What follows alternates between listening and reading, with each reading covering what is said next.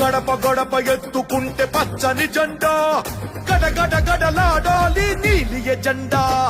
ప్రభుత్వం తెలుగు వారికి ప్రపంచంలో ఎక్కడ ఇబ్బంది జరిగినా కూడా మేమున్నాము అని చంద్రబాబు నాయుడు గారు, అదేవిధంగా లోకేష్ గారు అన్ని ప్రోగ్రాంలు కూడా రద్దు చేసుకుని దీనికి ప్రాధాన్యత ఇచ్చి తెలుగు వారిని కాపాడిన పరిస్థితి. జనలా కదులుతుంటే దారుల నిండా నలిగిన నేలకొచ్చ నవ్వుల దండా.